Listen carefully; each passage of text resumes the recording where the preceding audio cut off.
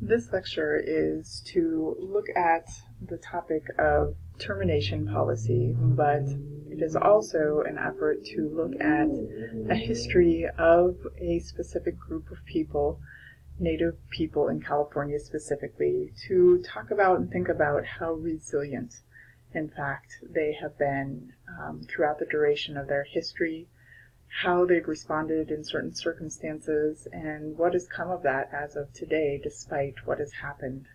So it is a celebration of their resilience and how they've been able to adapt and maintain their cultural ways despite what has happened over the years. So today, what we're going to look at is California tribes.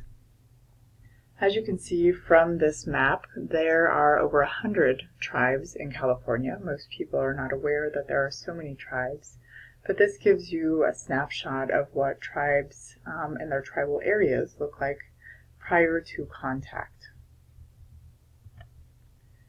So anthropologists today, just to give you a sense of how diverse the group of tribes are within California, divide California into 6 geographical areas. And what this does is it helps us understand what different tribes did in different areas to take care of themselves, their economic needs, and their subsistence needs. So they have close ties to different regions, but their ties are certainly based, as we know, upon the resources that are available within the area, and that then ties to their cultural belief systems and their traditional practices. So those 6 geographical areas are the Colorado River. So within that area, there is some agricultural things going on. Corn, beans, and squash are grown because they have access to fresh water. The other areas are primarily hunters and gatherers.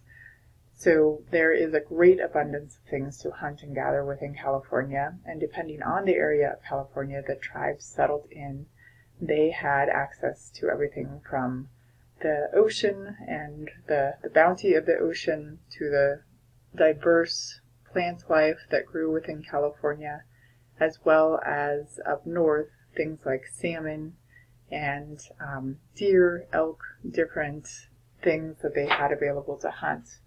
As you can see within the different areas, tribes had different customs. What you see before you here in the picture is a basket. They do utilize a lot of reeds within the area to make baskets and beautiful shells as well, along with feathers to attach to those baskets. So what you see is a lot of diversity within California, and it is very much tied to the bounty of things that are available within California. So within California, just to also give you a sense of how diverse it was, there are 300 dialects, 100 distinct languages. You can see the breakdown in this map of the way the languages are broken down, tied closely to those cultural areas. But there is great diversity not only culturally and geographically, but linguistically as well. So, as we know, all of this was happening prior to people arriving.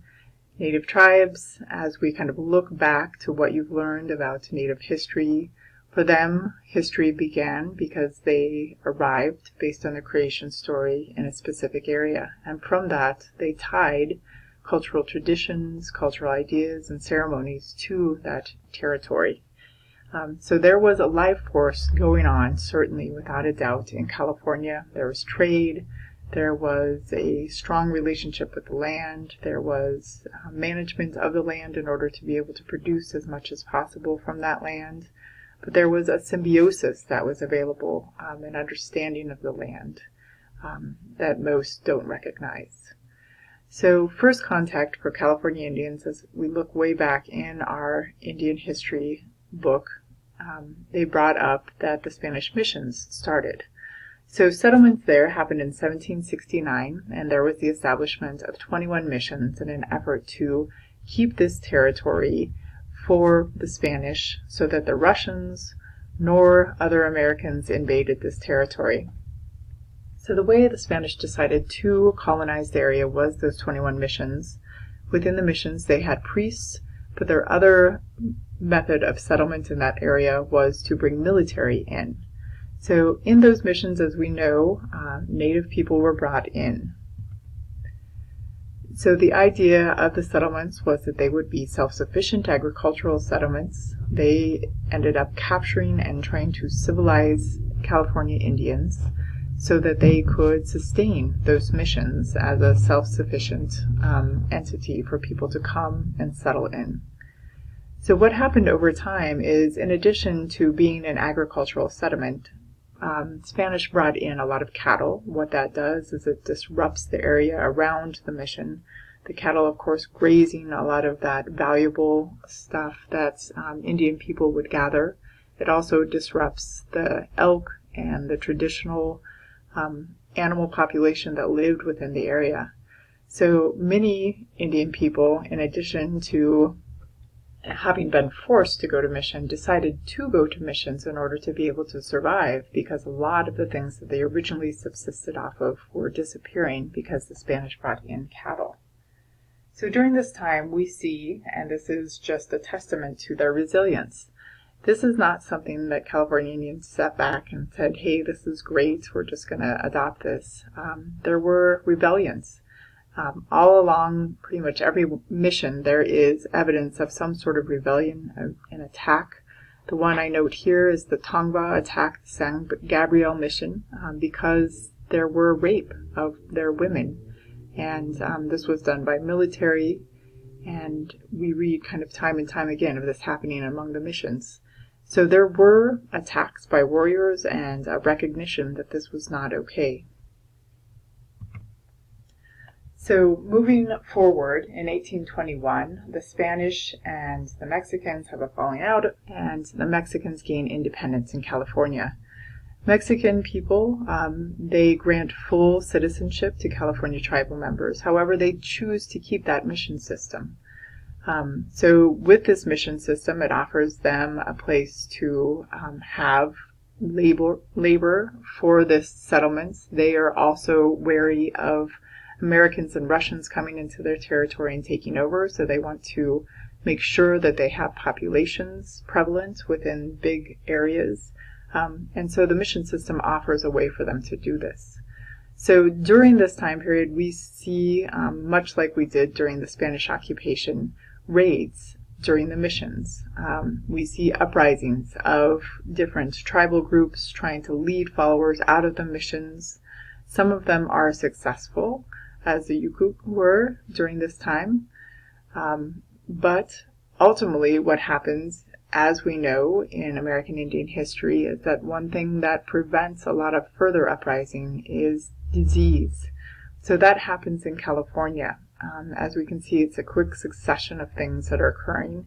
We start with that original settlement in 1769, and pretty quickly, in less than 100 years, we have a large malaria epidemic coming in, brought in by fur trappers and traders who are trying to come into the territory, and it kills roughly 30,000 California Indians.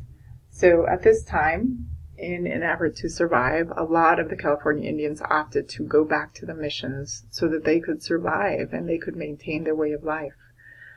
So we have a lot of the people who led those uprisings returning to the mission and living their lives out in those missions.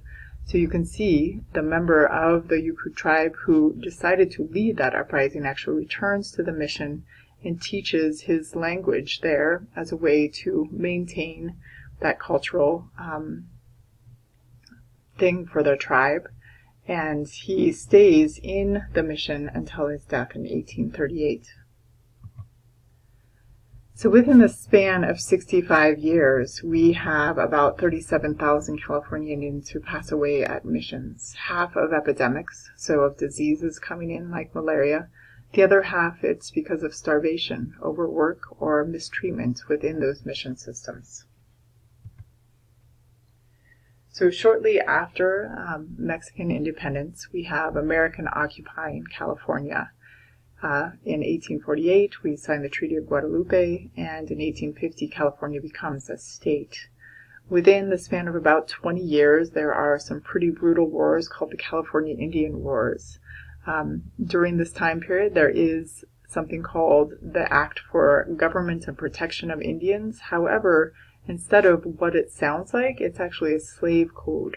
So a lot of settlers coming in want people who are laborers at this point. There's no longer a need to try to reconcile or negotiate with native people. There is simply a desire to have labor, to settle land, to work for agricultural needs. So what happens, kind of like on the Great Plains, is that when Americans come in to California, it's a war of extermination. There's a lot of blame for attacks that happen to missionaries coming into California, a blame for attack of cattle within the territory, kind of like what happened in the Midwest. And there's a desire of Americans to teach Indians a lesson.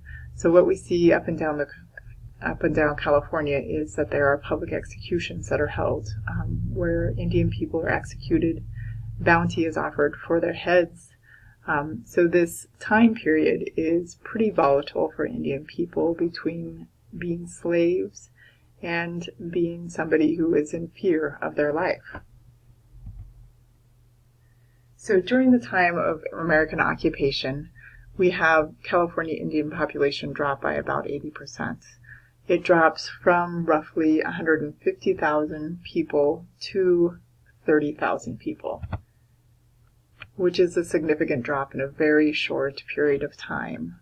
One of the things that highly impacts this population drop is not only the disease that's brought in, as well as kind of the mentality of the people coming in, but the quick onslaught of people because of the gold rush, kind of like every other territory that come in.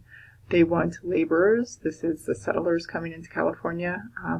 There is not a desire to come up with any other relationship really with Indians. So during this time, California Indians find a way to survive. For some of them, they do intermarry. Others choose to live at missions so they can survive. Others choose to work for people so that they can simply survive and maintain their culture. So within a very short period of time, we have the entrance of boarding schools. So America arrives in 1850, California becomes a state, and as we know, this idea of civilizing Indians becomes a big push. How is it, through the Dawes Act, through things like boarding schools, can we civilize Indians as Americans? So one thing that comes in very quickly right after California becomes a state are boarding schools. The Sherman Indian School is established in 1892 and is still present today in California, in Riverside, California. So just having looked at boarding schools and the impact of boarding schools, we know that one of the biggest impact is that they were trying to strip away the culture and make Indian people assimilate into the culture. The idea being kill the Indian, save the man. They wanted to strip away everything that was Indian so that they would acculturate and become a part of America.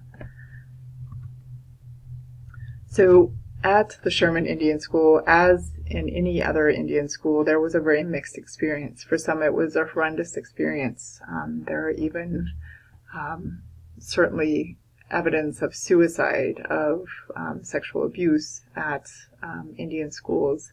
However, there were certainly cases where, once again, we see this trend of resilience, that despite everything that was happening within these Indian schools, it was a chance for some Indian people to get out of a difficult situation. Certainly the situations that they were living in, if they were in a community that didn't want them, it was maybe a better condition for them at Indian schools.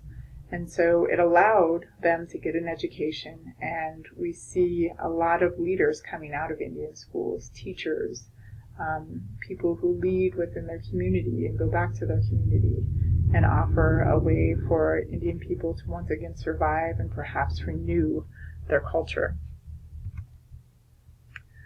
So during this time period between America coming in, establishing California as a state, there were 18 treaties negotiated during this time period. So this is very unlike what happens in the rest of the United States, and is worth noting. Those treaties were not ratified. So California Indians did not have territory like we think of in the rest of the United States.